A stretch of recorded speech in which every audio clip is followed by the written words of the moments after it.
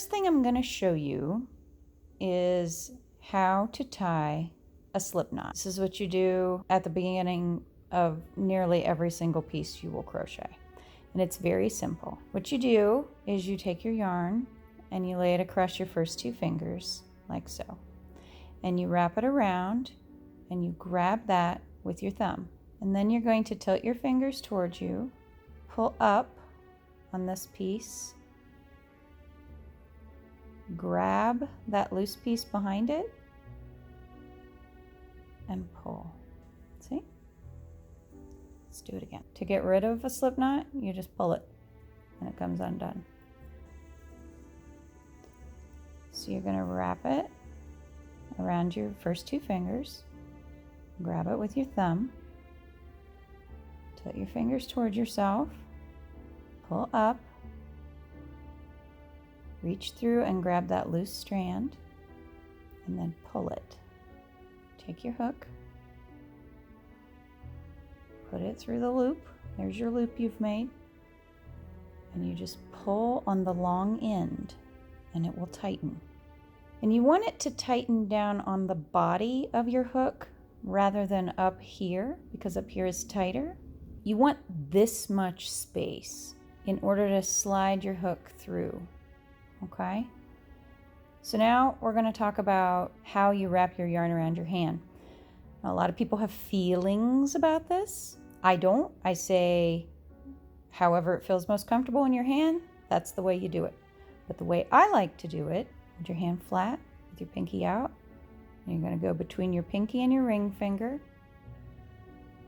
And then you're going to pull it up across the front of your hand and pick it up with your index finger. And then you hold the base of your knot with your thumb and your middle finger. Let's try that again. So we've got slide it around the pinky, slide it across the front and up over your index finger, and then hold it. All right, we're going to do that whole thing again, start to finish. Wrap it around your fingers, hold it, pull the back up, push that piece through, boom. Take your hook, pull on the long end, it will come tight, boom. Now I'm ready to go. Now, in order to make a crocheted piece, you have to first have a foundation chain. So to start, you're going to take your hook and you're going to move it in between your middle finger and your yarn that's over the back of your finger. You're going to turn where your thumb is. You see where your thumb's sitting there on that nice flat part? You're going to push it under that yarn and then you're going to turn it. And that gives you control of the yarn. Now, we're going to pull it through the hook, the loop that was originally on there, and that will be your first chain. All right, now we've got our first chain. We're just going to do a couple more. We're going to repeat that same pattern. Take your hook between your middle finger and yarn, grab it, turn, and pull it through. Middle finger, yarn, grab it, turn, pull through. Okay. Nice and slow, go nice and slow. You don't have to be fast. Make sure you're sliding your yarn down onto this fat round body of the hook. That keeps your stitches uniform. Don't pull too tight. You want some tension on your yarn here. You don't want it to be too loose or else it's too hard to grab. See how hard that gets to grab? You create that tension by pulling your forefinger up. Keep it so that your yarn is sliding through your fingers. I like to give like a couple of inches between my middle finger and my forefinger, and that seems to create a good amount of tension. So you slide it under and grab and pull through. Slide under and grab, pull through. Slide under, grab, pull through. See that? And what you're looking for is just kind of a uniform look to your stitches. You want them to be about the same size so that your piece looks consistent and pleasant to the eye. I tell every single person that I've taught how to crochet, work on the thing that is the hardest. If the thing that's hardest for you is making a slip knot, make a slip knot over and over and over. If it's making a foundation chain, make it over and over and over until you've got it, until you don't even have to think about it, before you move on to the more difficult things like actually making a crochet stitch. Let's work on making our first crochet stitch. We're just going to do a small swatch. So you're holding on to the base of your foundation chain here. You're just going to slide your fingers back and expose that first stitch. You see that first chain right there? It's not the one that's on your hook, and it's not the one that your loop is coming out of. It's the one right there, called the second chain from the hook. This is the first one. So there's the second one. You're gonna insert your hook under that first loop of yarn. See that? And then you're gonna do the same thing you did when you made your foundation chain. You're gonna go over your middle finger and under your yarn, and you're gonna grab it. You're gonna pull it through that first loop. So you'll have 2 on your hook. You're gonna yarn over again and pull it through both. And that is a single crochet. You're going to go through the next one. You'll have 2 on your hook. You're going to grab a piece of yarn and pull it through once, 2 on your hook. Grab a piece of yarn, pull it through again, and that's 2 single crochet stitches you've done.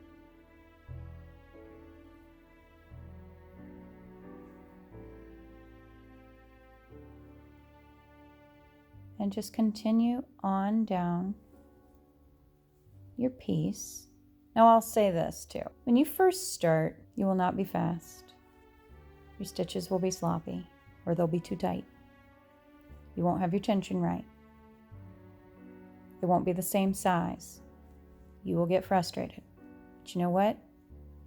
It happens to everybody. And you just have to keep doing it over and over and over.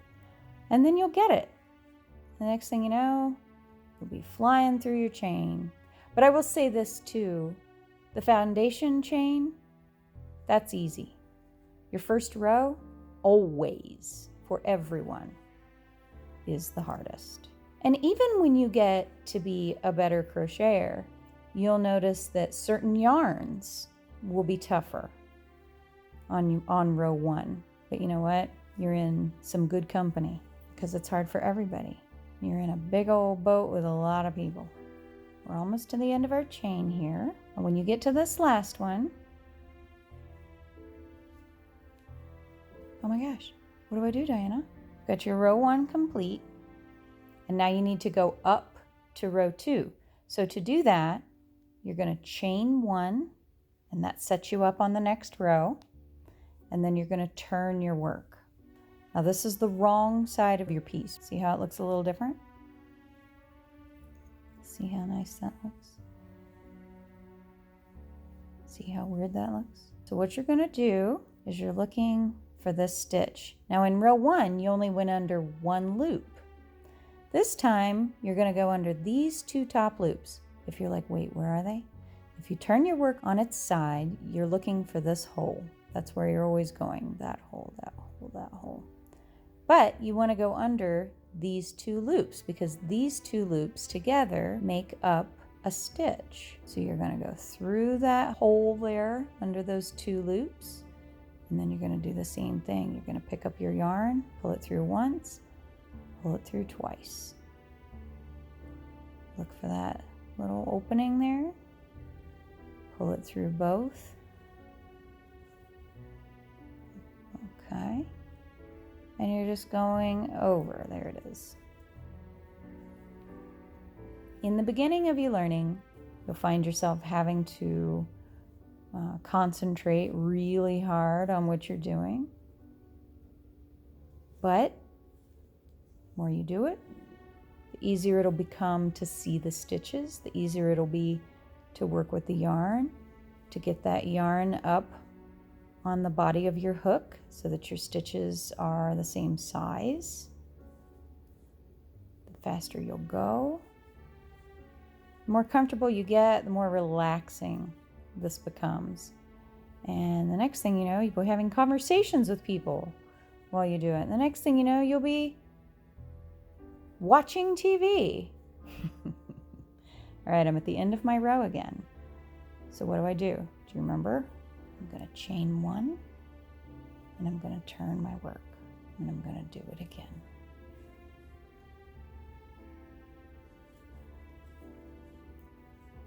All right, so here we are. It's a little difficult when you're first starting to maybe see the end of your row, but I want you to look for two things. So you're going to turn it towards you. You're going to see the first thing is that there's only two of these that look like this left on this end. Okay? And the other thing you're looking for is this little loop. You see that right there? That's almost like a period, like stop. So look for that little loop.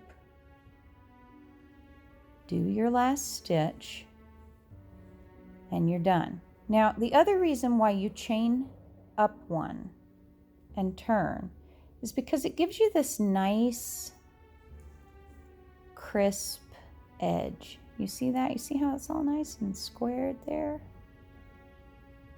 If you don't, let me show you what happens. So here I am. I have not chained up. I'm sitting here with my last stitch complete, and I've turned my work, but I didn't chain up. Now watch what happens. I don't go into this one, right? Because my yarn's in it. I go into this one. So if I go into this one, what do you think will happen? Look at that. Look at that sloppy. It just goes.